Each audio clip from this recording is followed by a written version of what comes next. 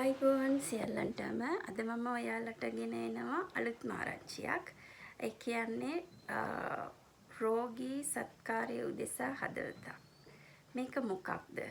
මේක ඇත්තටම පොතක්. මගේ අතින් ලියවුණු පොතක්. ඔබ වෙත තිලින කරන්න ඉදිරියේදී තිලින කිරීමට බලාපොරොත්තු වෙමින් සිටිනවා. මේ ඒ ගැන පොඩි හැඳින්වීමක්.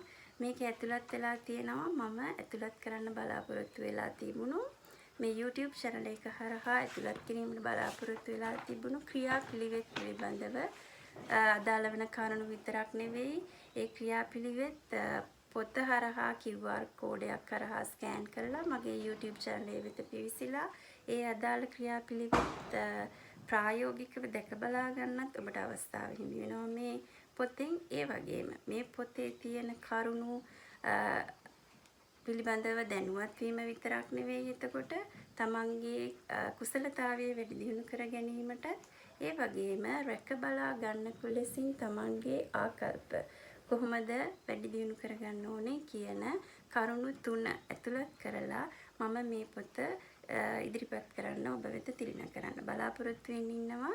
අවශ්‍ය කෙනෙක් වෙනවා නම් මේ YouTube channel හරහා ඔබට ඉල්ලීම් කරන්න පුළුවන් මේ පොත පිළිබඳව.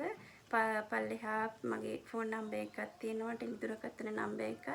YouTube channel හරහා ඉල්ලීම් කරන්න පුළුවන් සහ දුරකථන ඇමතුමක් දෙන්න උනත් පුළුවන්. හරි, අපි බලාපොරොත්තු වෙමින් ඉන්නවා මගේ YouTube channel එක වගේම මේ පොතත් ඔබ වෙත තිළින කරලා ඔබට අදාළ දැනුම, කුසලතාවය, ආකල්පය රැක බලා ගන්න ලෙසින් අවශ්‍ය වන දැනුම, කුසලතාවය, ආකල්පය කියන කරුණු 3ම ඔබට වර්ධනය කරගන්න හැකියාව ලැබෙයි කියලා.